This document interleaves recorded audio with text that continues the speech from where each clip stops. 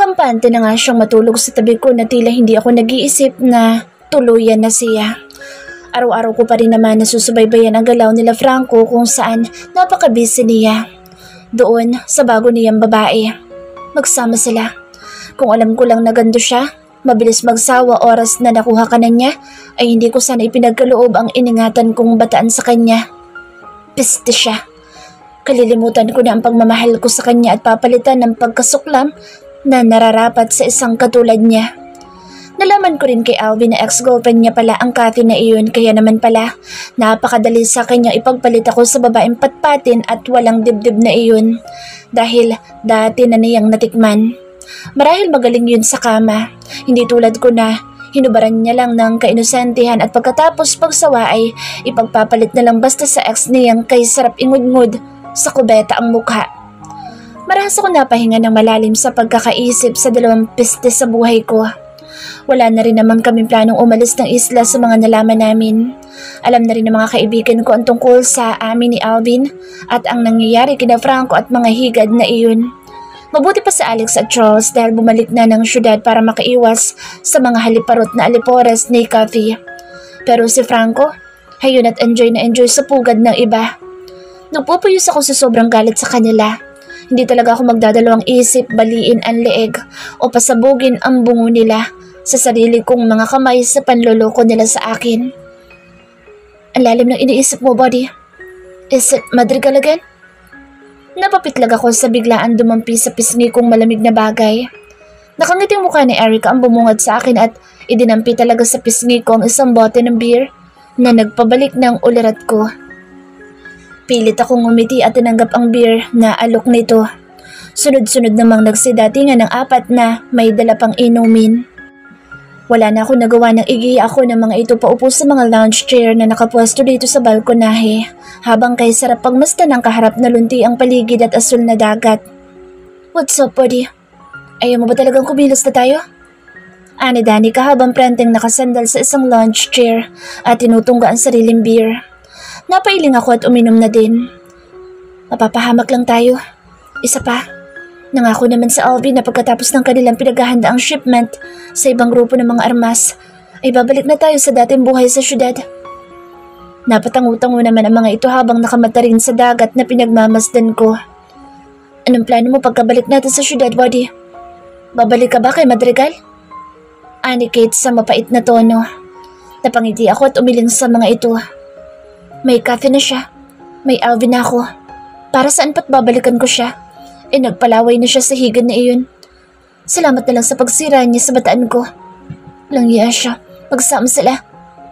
Madiing sad ko at nangingit-ngit pa ang mga ngipin ko sa panggigigil ko sa dalawa. Napahinga naman ang mga ito ng malalim na matamang nakatitig sa akin. Hindi mo na ba mahal, buddy? Dagdag nito. Mapakla ko natawa at nangilid ang mga luha na kaagad kong pinahid bago pa tumulo. Unti-unti ko nang pinapatay ang pagmamahal ko sa kanya. At napapalitan na ngayon ang galit at pagkasuklam. Hindi siya karapat dapat mahalin. Sinayang ko lang ang oras ko sa isang katulad niya. Makatotohanan ang sagot ko na nagpatahimik sa mga ito. Ramdam ko namang naiintindihan nila ako dahil sa amin ni Franco. Ako pa rin ang dehado. Hinayaan niya lang akong mawala sa paningin niya dahil nasa paligid lang ang ex niyang humahabol pa rin sa kanya na gustong-gusto niya naman. Magdidilim na nagsitungo na kami sa amin silid. Nahihilo na rin kami sa mga nainom namin. Sanay naman na akong sa gabi lang dumarating sa Alvin sa pinupuntahan nila ng mga tao niya. Kung gugustuhin namin na makatakas naman kami dito dahil hindi na naghihigpit si Alvin at may tiwala na ito sa akin pero nawala na ako ng gana.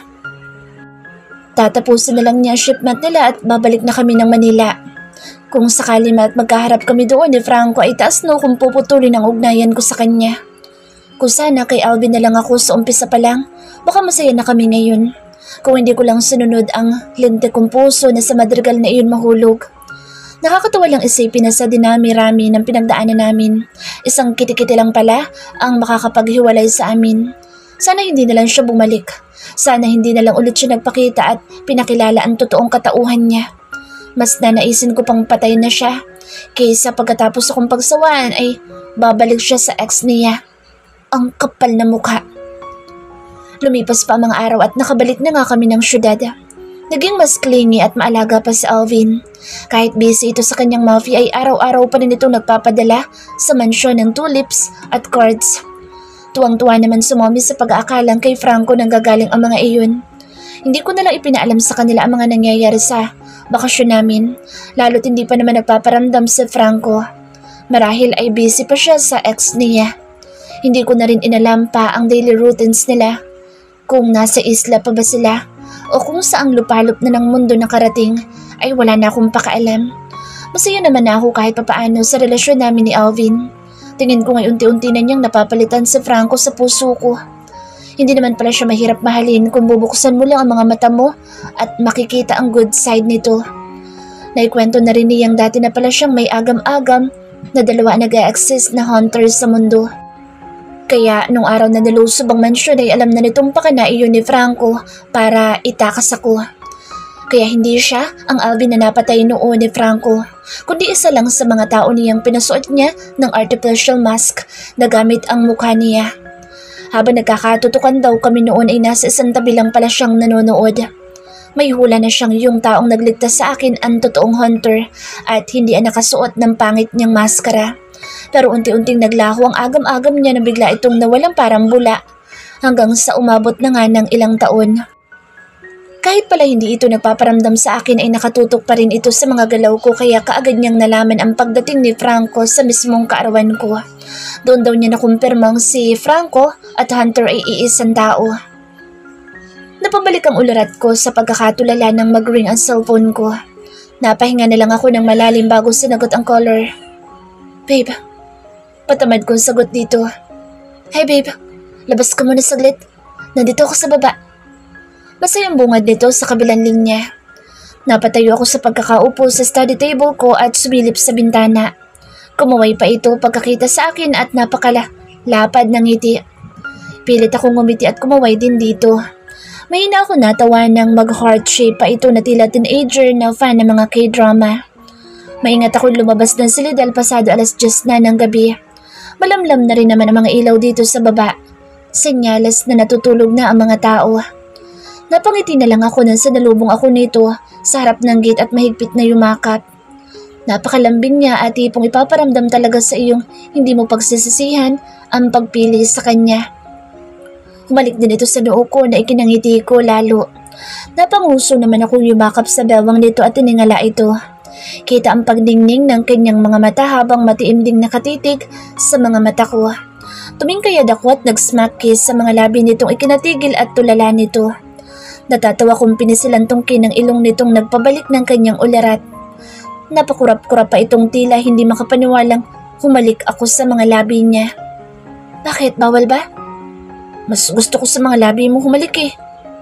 Nakangusong saad ko at pinalungkot pa ang itsura na ikinatawa nito bago masuyong humalik sa mga labi kong ikinangiti ko. Pinagdikit din ito ang mga noo namin at pinagbunggo-bunggo ang tungkin ng aming ilong. Habang nangingiting nakatitig sa isa't isa. I miss you, babe. Bulong nito bago muling yumakap sa bewang ko mga braso nito at isinandal ako sa matipuno nitong dibdib. Dinig ko ang mabilis na tibok ng puso nitong nakatutok sa tenga ko. Nangingiti na lang ako habang dinadama ang malakas na kabog ng dibdib nito. Kakikita lang natin kagabi, babe. Nambobola ka na naman. Ingos ko na ikinatawa nito. Namimiss kita bawat minuto, babe. Kung alam mo lang. Seryosong saad nito habang mahigpit pa rin akong nakakulong sa maskuladong bisig nito. Para naman niyang hinaplos ang puso ko at nakaramdam ng kilig sa isinaad nito. Mariin akong napapikit at mas yumaka pa dito. Tumambay pa kami ni Alvin ng ilang minuto sa harap ng mansyon habang magkayakap na nakaupo sa harap ng sports car nito. Panay din ang halik nito sa ulo at kamay ko na hawak nito na ikinasasaya ng puso ko. Kahit paano unti-unti niyang hinihilom ang puso ko at unti-unti na rin nakakapasok doon. Napapagaan na rin niya ang loob ko. Napapangiti at napapakilig na niya ako. Mukha nga, Mukhang ang natututunan ko na siyang papasukin sa buhay at puso ko. Magpahinga ka na, babe. Bukas ulit. Anito nang mapansing nakaidlip na ako habang nakasandal dito. Inalalayan din ako nitong makatayo. Drive safe, babe. Text mo ko pag nakauwi ka na. Lambing ko na ikinangiti nito. Mahigpit muna itong yumakap bago humalik sa noo at mga labi kong tinugon ko rin naman. I will, babe. Thank you. Malambing na sagot nito habang nakakulong ang mukha ko sa dalawang malalaking palad nito. Nakahawak naman ako sa palapulusuhan nito habang nangingiting nakikipagtitigan dito. Hinantay ko munang mawala ito sa paningin ko bago pumasok ng gate. Nang biglang may humablot sa palapulusuhan ko at hinila sa matatayog na halamanan dito sa gilid ng gate namin. Akmang tutuhurin ko ito nang maamoy ang pamilyar niyang pabango. Bumilis ang tibok ng puso ko nang mailawan na ang kabuuan nito at tumambad sa akin ang malamlam nitong mga mata. Mahaba na rin ang mga bigote nitong tila pinabayaan na lang tumubo ang mga iyon. Matutuwa na sana akong nagpakita rin ito nang biglang sumagi sa isip ko ang pinagkakaabalahan nito kaya pinabayaan ako sa isla.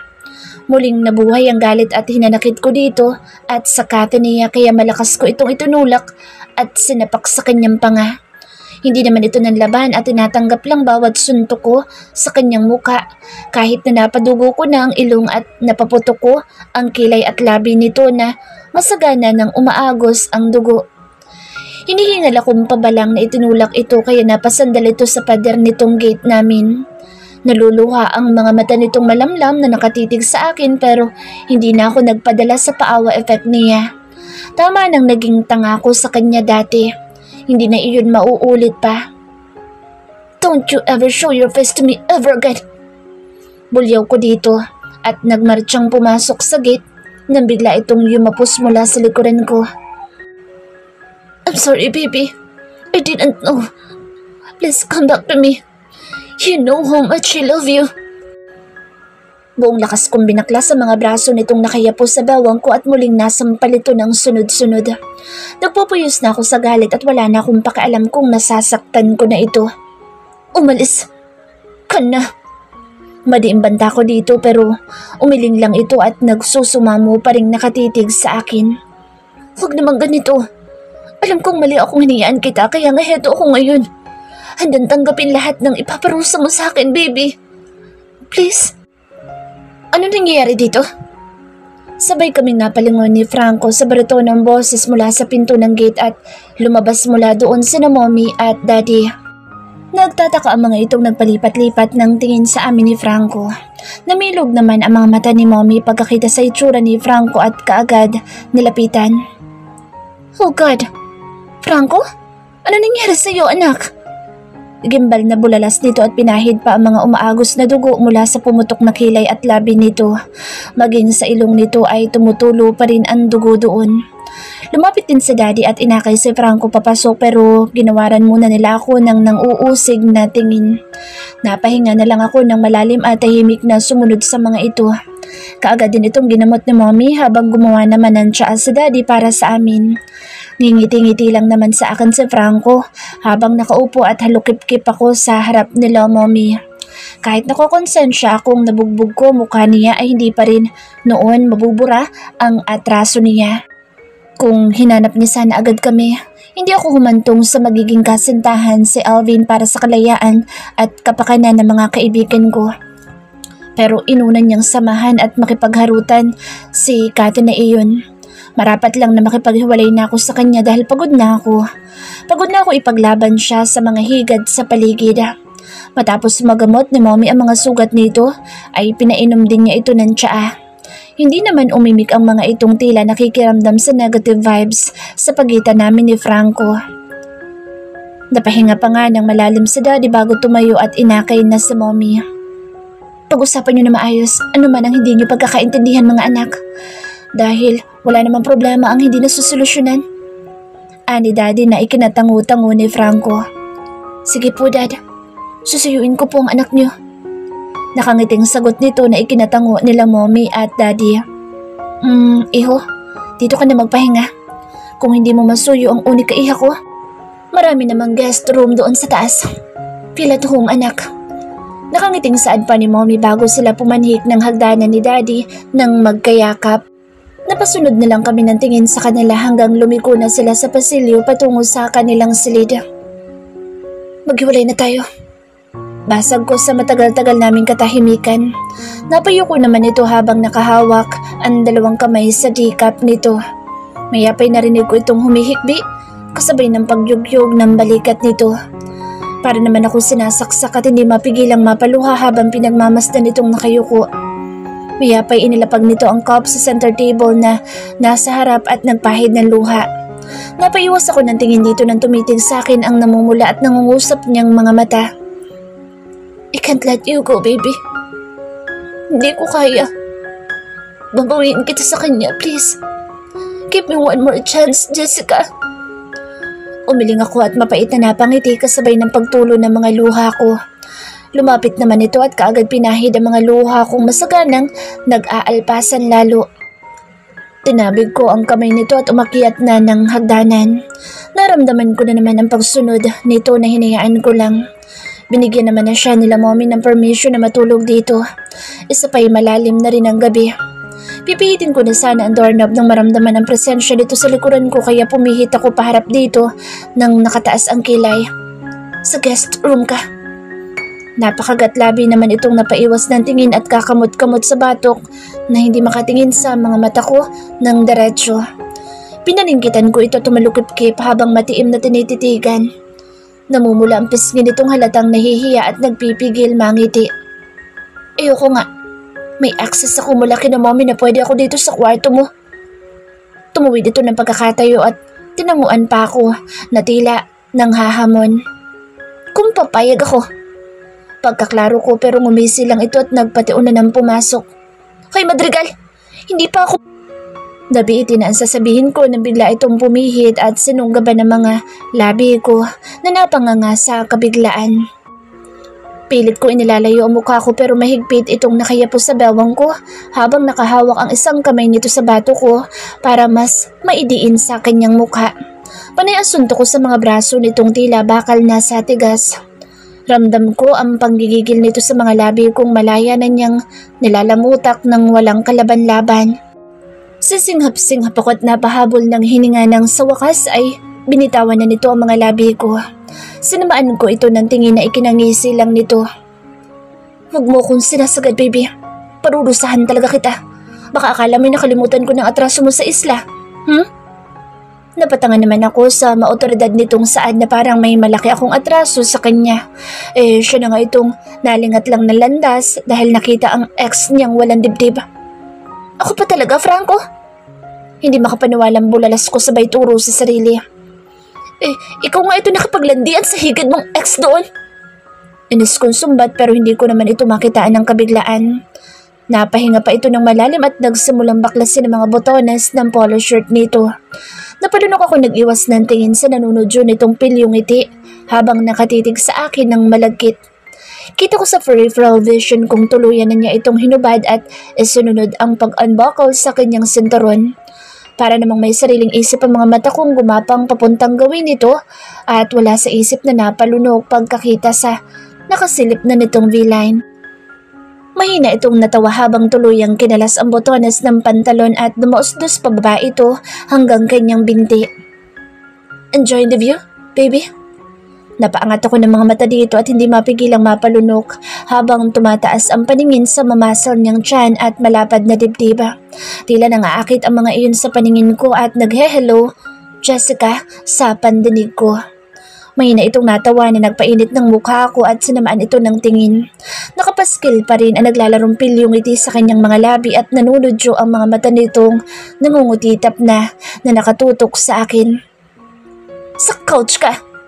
Padabog kong saad at nagmartsyang papunta sa kama ko. Kaagad akong nagtalukbong ng kumot para itago ang ngiti at kilig na nararamdaman ko ngayon sa pangaakit nitong nakakatupok ng katinuan. Narinig ko naman ang mga yabag nito patungo sa banyo na ikinasilip ko. Halos lumuha ang mga mata ko na nag-hello sa paningin ko ang mga bilugan nitong pang-upo habang kumakembot na naglalakad. Hubot-hubad talaga itong nagtungo ng banyo. Gosh, ano bang plano niya? May pinaplano nga ba? O assuming lang ako may gagawin nito. Napailing ako at mahinang binatukan ng ulo ko para magising sa realidad. Muli ako nagtalukbong at pinilit makaidli pero siya naman paglakas ng kabog ng dibdib ko. Pinagpapawisan na ako sa init na nararamdaman at pagkakatalukbong ko pero tiniis ko dahil ayoko makita si Franco na hubot-hubad. Baka matangay lang ako at makalimot sa estado namin dalawa. May Cathy na siya at may Alvin na ako. Pakailang beses akong napabugan ng hangin at napa-inhale-exhale para pakalmahin ang puso kung lumulukso sa magkahalong excitement at tuwa na kasama ko ito. Kalma, Heart. Si Madrigal lang yan. Napahawak ako sa tapat ng dibdib ko at pilit kinakalma ang isip at puso ko. Ilang sandali lang ay bumukas na ang pinto ng banyo at naramdaman ang mga yabag nitong papalapit sa kamang kinaroroonan ko kaya muling nagkarambulan ang pagtibok ng puso ko. What are you doing, baby? Baka hindi ka na makahinga niyan. Bulalas nito at kaagad hinila ang kumot ko. Taranta itong napaupo sa tabi ko at inayos ang mga buhok kong nagkanda sabog-sabog na at tumabing sa mukha ko. Mas nakahinga nga ako ng malanghap ang lamig na dulot ng aircon. Nanatili ako nakapikit dahil ramdam ko ang taimtim nitong pagtitig habang inaayos ang mga hibla ng buhok ko at marahan din pinupunasan ang mga pawis ko sa noo at leeg. Baby, mahinang bulong nito na nagdulot ng kakaibang init at saya sa puso ko. Pilit kong nilalabanan ang sarili na huwag matangay dito kahit pa iba na ang sinasabi ng puso ko at unti-unti na ring sumasang-ayon ang isip ko dito. Umayos ito ng higa at kinabig ako palapit pa sa kanya.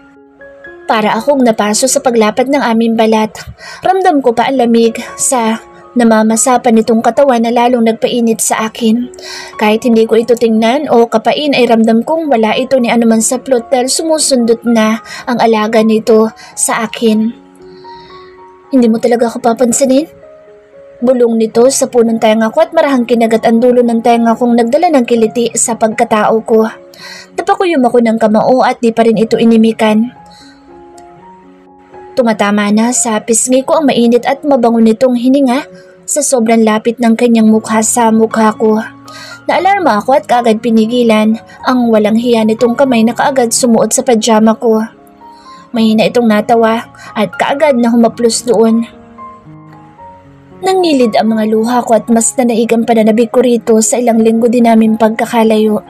Kahit dayaan ko ang sarili ko ay alam ng puso at isip kong miss na miss ko na ito at hanggang ngayon mahal na mahal ko pa rin kahit pa may iba na kaming karelasyon.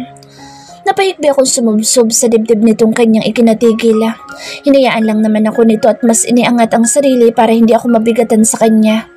Iniisip ko pa lang na nagpahalik at yakap na ito sa iba ay parang dinudurog ang puso ko. Lalo na ang kaisipang ikinama at makailang beses nitong dinadala ang higad na Cathy na iyon na kating-katina na magpakamot dito sa langit. Ang sama mo. Ang sama-sama mo. Humihikbing saad ko habang nakasubsob pa rin sa kanyang dibdib. Iniangat naman nito ang mukha ko habang nakahawak sa baba ko. Naluluha din itong nakatitig sa akin na kalaunay tumulo pa sa mukha ko. Pinahid nito ang mga iyon gamit ang mga labi nitong masuyong tinutuyo ang mga luha ko. Mariin ako napapikit at napalabi habang ninanamnam ang ligayang hatid noon sa puso ko. Ikaw nga ito nang iwan sa akin doon. Dapat ako ang nagagalit na ipinagpalit mo ako sa mga foreigner doon. Malungkot itong saad na ikinamulat ko.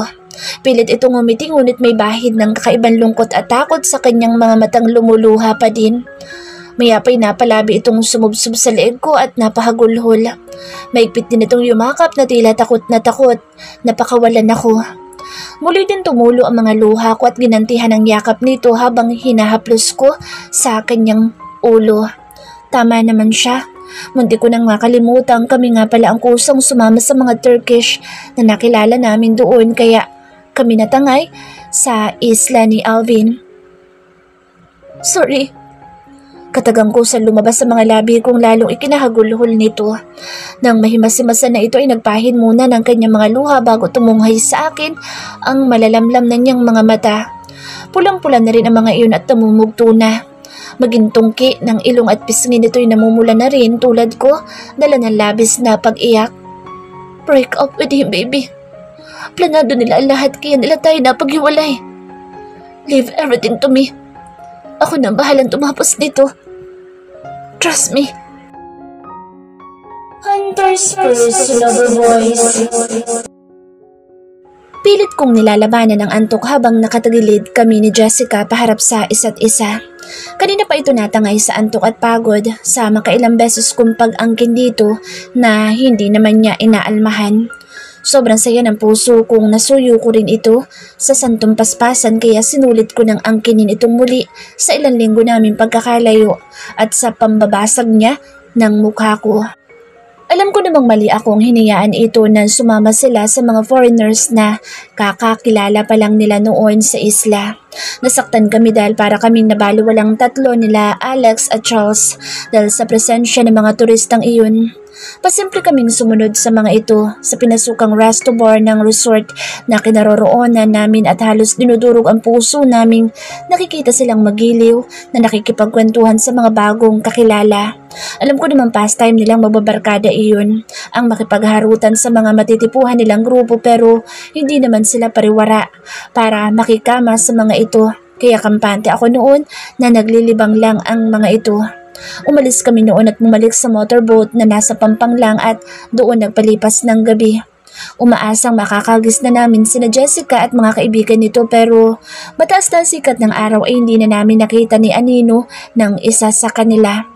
Para kaming sinasaksak sa puso sa kaisipang sumama sila sa mga foreigners na iyon at natulog kung saan. Pakiramdam namin natapakan ng ego namin sa pagdating ng mga turistang tumangay sa kanila kaya hindi na kami nag-abalang hanapin pa sila. Masaya kaming nagtatanghalian noon sa restaurant ng resort nang dumating sina Kathy at mga kaibigan nito. Napapailing na lang ako nang makita ang mga nangingitim nilang pasa na pilit tinatakpan ng make-up nila. Alam ko namang kagagawa nila Jessica ang mga iyon kaya hindi na ako nagtanong pa. Nakita ko ang paghila noon nila Kathy kay Jessica sa kung saan pero hindi na ako sumunod dahil alam ko namang kayang-kaya ni Jessica ang balian ng buto mga ito kung kakantiin nila ito. Ilang saglit lang din ay may lumapag na chopper sa gilid ng Pampang at nagsibabaan doon ang mga tinaguriang anghel sa kaseksihan at kaamo ng pagmumukha. Ang mga kaibigan ni Jessica. Napailing na lang ako sinundan ng tingin ng mga itong pumasok sa isang restroom. Napapatanga pa ang lahat sa kanila sa lakas ng datingan nila habang sabay-sabay na naglalakad ng tuwid na parang mga modelong rumarampa at naka-poker face. Kaya tinawagan ko na ang mga bago kong kaibigang sina Charles at Alex na puntahan kami sa isla. Pumayag naman kaagad ang mga ito nang mapag-alamang nandoon na magkakaibigan. Napapailing na lang ako habang nakikinikinit ako na ang ginagawa nilang pambubugbog sa grupo nila Kathy. Alam ko namang nagselo si Jessica nang biglang sumulpot ang mga ito sa harapan namin habang naglalakad-lakad noon sa resort. Kaya nga kaagad ko itong sunundan nang nag-walk out sa amin. Ngunit natigilan ako at nakaramdam din ng galit at selos nang makita ito sa kabilang resort na may kayakap na lalaki at ang saya nilang tingnan. Kaagad na ako lumapit at hindi nabigyan pansin ng pagyakap ni Kathy sa braso ko habang nakasunod naman ang mga kaibigan nito sa amin. Kita ko nasaktan si Jessica pagkakita sa braso kong niyayakap ni Kathy. Kaya ako na mismo ang kumalas ng mga kamay nito sa braso ko. Nagsimulang uminit ang tensyon sa pagitan naming apat dahil kina Kathy at sa kaibigan nitong nagngangalang Brian. Kaya hindi na ako nagsayang ng oras at sinunggaban ang mga labi nito sa harap ng maraming tao, lalo na kina Kathy at Brian na napatulala sa ginawa ko. Ramdam ko nahihiya ito sa ginawa kong lantarang panlalandi dito pero mas nanaig sa puso ko ang kagustuhang maiparamdam dito kung gaano ko ito kamahal, higit kanino man. Hindi namin namalayan ang paglipas ng mga araw na walang paramdam ni isa sa magkakaibigan, lalo na't nakapaligid lagi sa amin sina Kathy at mga kaibigan nito na magilaw kaming inaasikaso at sinasamahang ilibot sa kalapit na isla ng resort na kinaroroonan namin. Kung hindi pa dahil kay Charles, ay hindi ko mapapansing mahigit 1 linggo nang walang paramdam ang magkakaibigan. Naaalarma ako at kaagad tinawagan ng private investigator ko para ipahanap si Jessica at mga kaibigan nito. Hanggang sa isang araw narinig ko ang usapan nila Kathy at mga kaibigan nito na mission accomplished na ang planong paghiwalayin kami ni Jessica dahil sinagot na nito sa Alvin. Akala ko nagkamali lang ako nang narinig kaya ipinaimbestiga ko kung Ang Alvin bang tinutukoy ng mga ito ay ang pinsan kong buong akala ko'y matagal nang nananahimik sa ilalim ng lupa pero nagkamali ako. Buhay pa pala ito hanggang ngayon at namamahala ng isang mafia. Kinailangan ko makipaglapit kay Kathy na dati kong nakafling noong hindi ko pa nakikilala sa Jessica para makakuha ng mga impormasyon sa kinaroroonan nila Jessica. Hanggang sa napag-alaman kong nakabalik na dito sa syudad sina Jessica at mga kaibigan nito. Araw-araw akong tsumitsyempo sa labas para makausap ito pero laging nakaaligid si Alvin para bantayan ito. Maging si Kathy ay sumunod din dito sa syudad kasama ang mga kaibigan nitong nakaaligid sa akin para mabantayan ang bawat kilos ko.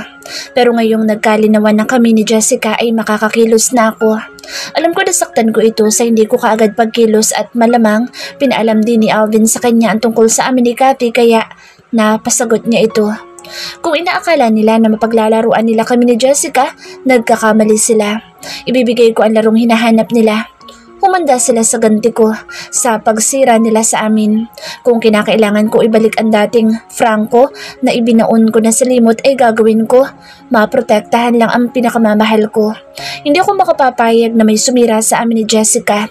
Mapababae man o lalaki, handa akong i-tortured para magtanda at hindi na makapaminsala ng iba. Mariin akong humalik sa mga labi nitong nakaawang pa bago ikinulong sa bisig ko. Nakangiti akong tuluyang nagpatangay sa antok habang dinadama ang init na dala ng aming katawan na tanging ang makapal na comforter ang nakatabing sa katawan namin. Kampante naman akong hindi papasok dito sa kanyang silid ang mga magulang nito, lalo't alam nilang nandito ako.